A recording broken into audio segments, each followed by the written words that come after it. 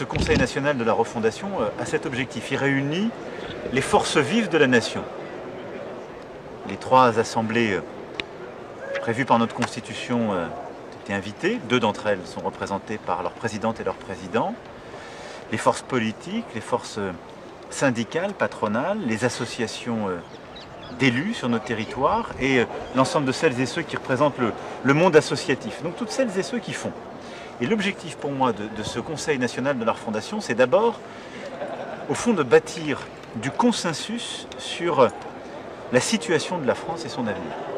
Nous sommes dans une situation qui est historique, une guerre en Europe, des difficultés énergétiques, une inflation qui remonte, des défis immenses comme celui de la transition climatique, des engagements qui ont été pris à la présidentielle, et on le voit dans le débat public, on a parfois du mal à se mettre d'accord sur les faits. Donc pour moi, le premier objectif, ça va être celui-ci. C'est aussi pour ça que nous avons convié 3 experts, c'est rebâtir du consensus sur là où va le pays. Le deuxième élément, c'est qu'on voit que les grands sujets de transition, j'en prendrai 2, la transition climatique et la transition démographique, le grand âge, créent énormément de tensions dans la société. Tensions sur l'utilisation de l'argent, tensions sur les usages, qui de l'eau, qui des terres et les priorités. On ne peut pas les définir simplement au sein du gouvernement, ni même par des textes de loi. Il suppose de faire coopérer tous ces acteurs, il suppose là aussi de faire parfois maturer ces questions au niveau national et local. Et le deuxième objectif, ça va être ça, avec d'ailleurs un travail qu'on va lancer dans les prochains jours, qui viendra compléter la réunion d'aujourd'hui, qui est une très large consultation de nos concitoyens, c'est de remettre les Françaises et les Français au cœur de ces grandes décisions et de prendre en compte toutes les parties prenantes. Mais bâtir les transitions, ça suppose du dialogue entre toutes les parties prenantes, qui ont chacun leur cadre, mais qui sont souvent isolés et qui travaillent séparément sur ces sujets. Et puis le troisième objectif, c'est un objectif d'action. Si on veut changer les choses en profondeur, ce n'est pas des lois et des décrets qu'il nous faut davantage, c'est d'agir sur le terrain. Et c'est donc de transformer notre manière d'agir en remettant les forces vives sur le terrain au cœur de l'action publique. Et il va y avoir à cet égard au moins 3 grands sujets de priorité à mes yeux, l'école, la santé, le plein emploi. J'en parlais déjà au recteur, c'est un peu la méthode qu'on a inaugurée il y a 1 an à Marseille, avec Marseille en grand. C'est-à-dire, on veut transformer l'école, et il faut permettre aux parties prenantes, celles et ceux qui font l'école, sur le terrain, de définir un projet et de les aider, de mettre les moyens, les facilités, mais de permettre aux enseignants, aux directrices et directeurs d'établissement, aux parents d'élèves, aux périscolaires, aux élus, de se mettre autour de la table et de bâtir ensemble ce projet. Ce que jusqu'alors on ne faisait pas. Parce que chacun était dans son silo ou son couloir de nage, choisissez la métaphore que vous préférez. Et donc ça, c'est le 3e objectif de ce conseil, qui est un objectif d'action. Et donc ce que je veux aujourd'hui, c'est qu'on commence ces travaux. On aura ce matin 3 intervenants extérieurs qui vont nous permettre justement de caler un peu ces éléments de consensus sur le constat. Et puis qu'on puisse lancer un calendrier de travail pour les prochains mois et les prochaines années. Vous êtes président Paul Larrey-Thibault, LCI. Vous voulez rassembler tout le monde. Oui. Les oppositions boycottent, beaucoup de syndicalistes ne sont pas là, les participants vous ont imposé le huis clos, et même Édouard Philippe est au Québec. Est-ce que votre montagne n'est pas condamnée à accoucher d'une souris? Alors d'abord, moi je suis résolument optimiste et volontaire. Les Françaises et les Français m'ont fait confiance pour la 2e fois pour agir. Bon. Et donc agir, ça suppose de s'armer de courage, de volonté, de bonne volonté.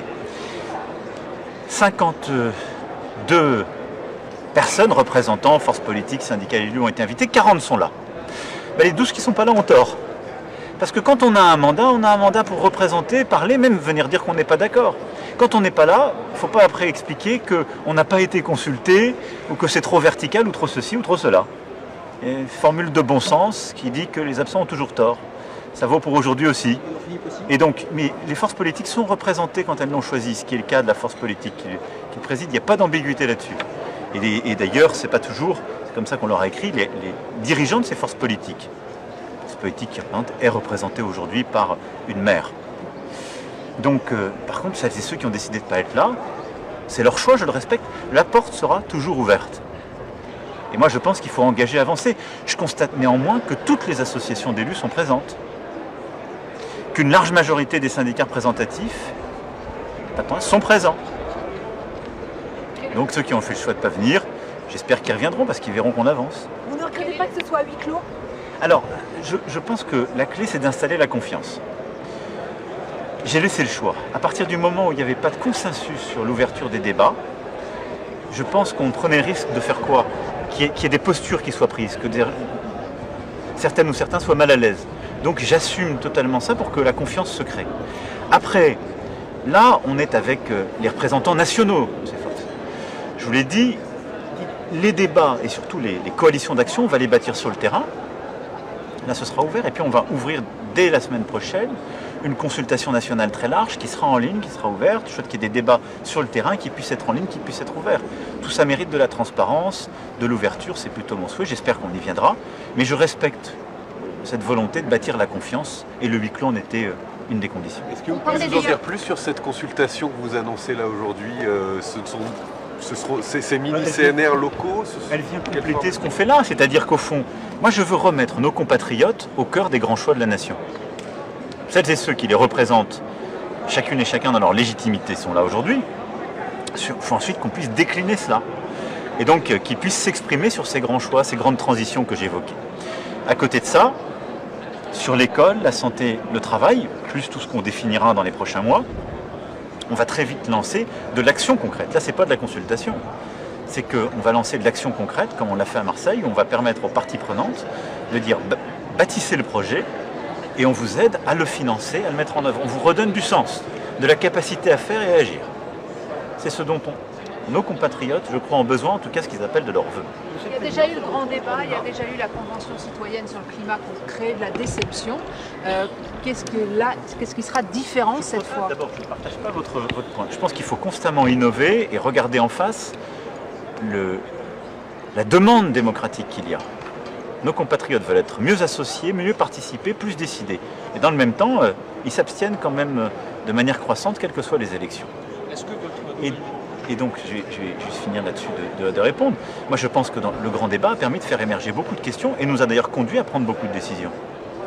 Donc, je pense que nous en avons collectivement plutôt un bon souvenir. La Convention citoyenne, il y a eu des frustrations qui ont été exprimées par certains, parce qu'on n'avait pas repris la totalité. Mais ça a débouché sur des choses très concrètes, des décisions, un texte de loi, des avancées majeures. Donc tout ça permet d'avancer, de faire des choses. Pour moi, c'est à nouveau une innovation démocratique, mais c'est surtout une méthode pour travailler ensemble.